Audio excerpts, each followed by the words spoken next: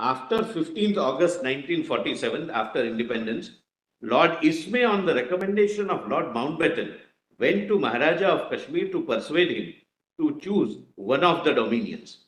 Then 27 September 47, Nehru wrote to Sardar Patel claiming that the Pakistani strategy is to infiltrate Kashmir now and to take some big action as soon as Kashmir is more or less isolated because of coming winter. Nehru had anticipated. And these words proved to be prophetic. This, in fact, happened, and as it is pointed out subsequently. Then Pakistan continued hit and run border raids in Kashmir.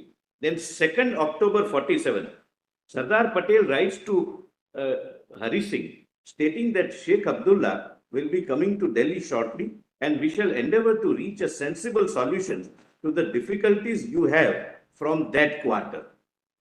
So that is, the quarter means the Sheikh, that you have some problem which are flagged by Sheikh Abdullah ji, so we will sort it out.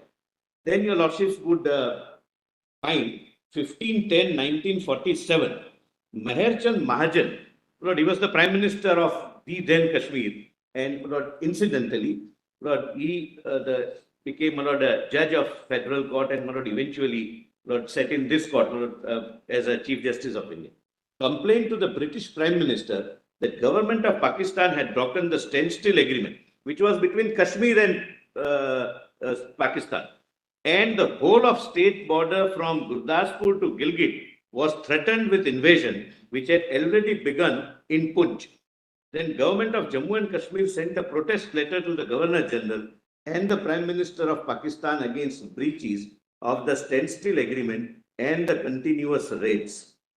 Then your lordships may kindly see 22nd October 1947.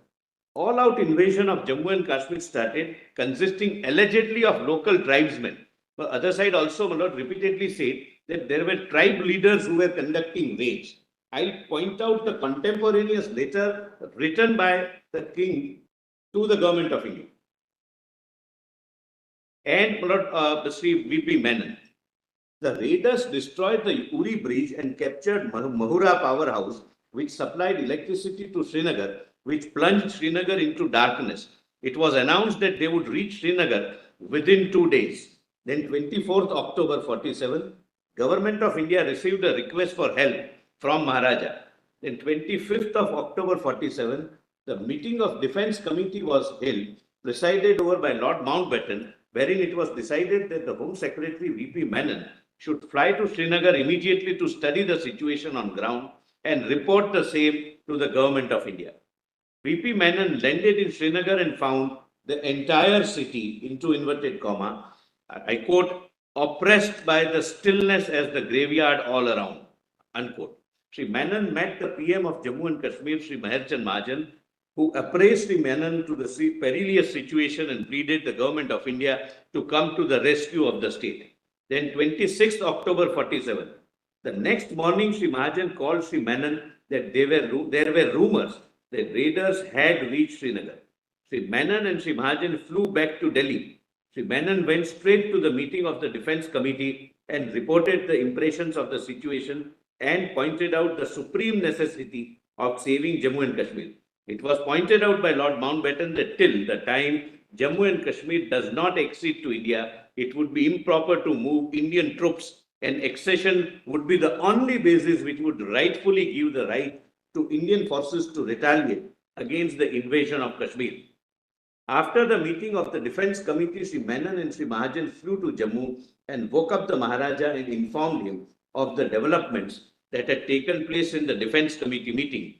Maharaja desired to accede, reiterated his request for military help, and further informed his intention to set up an interim responsible government. Then your lordships may kindly come to this letter sent by, contemporaneous letter sent by the king to Sri Menon, that is volume 1, document volume 1, page 7. This would be relevant for your lordship's assistance. We have actually read this letter. where the Maharaja says that, he had not decided whether to be independent or join the That Dominion. was the only part which was read, my lord. I would like your lordships to read, my lord, at page 8, 2 paragraphs, my lord, which were, my lord, not. Yeah, he refers to the mass infiltration and other things. So kindly see the first. The mass infiltration tribesmen drawn from the distant areas of northwest frontier coming regularly in motor trucks using Manshera-Muzaffarabad road and fully armed with up-to-date weapons cannot possibly be done without the knowing of the provincial government of Northwest Frontier Province and the government of Pakistan. In spite of repeated requests made by my government, no attempts have been made to check these raiders or stop them from coming to my state. The Pakistan radio even put out a story that a provisional government has been set up in Kashmir. The people of my state, both the Muslims generally, have taken no part at all.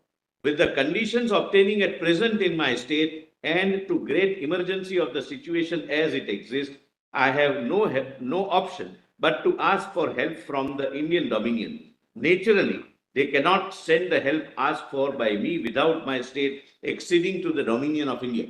I have accordingly decided to do so, and I attach the instrument of accession for acceptance by your government. The other alternative is to leave my state and my people to freebooters. On this basis, no civilized government can exist or be maintained. The alternative I will never allow to happen as long as I am the ruler of the state and I have life to defend my country. So this letter is taken by Mr. Menon to Sardar Patel, and the Maharaja said that he had instructed his ADC that if Menon comes back, well and good. That means, everything is according to plan. Otherwise, he said, shoot me when he told his ADC to shoot him dead when he's asleep, he said. He said, if he comes back, don't wake him up. He said.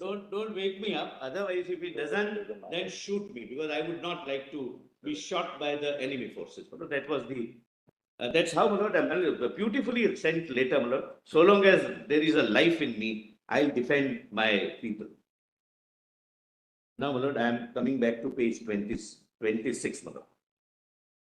The second, my lord, this is accepted. The instrument of accession is accepted. Then 27th October 1947. Your lordships have page 27. Yes. Second date, 27 October 47. A Herculean airlift operation of Indian troops was carried out in order to carry out the rescue operations in Jammu and Kashmir, which we continued till 2019. Now it has stopped. Possibly the only provision which is not only mentioned to be temporary, but has been understood by all subsequent parliament to be temporary, has managed to continue for 75 years. The moment Jinnah heard that India has accepted Jammu and Kashmir accession and Indian troops had been airdropped into Kashmir, he gave orders to General Gracie, acting Commander-in-Chief in Pakistan Army.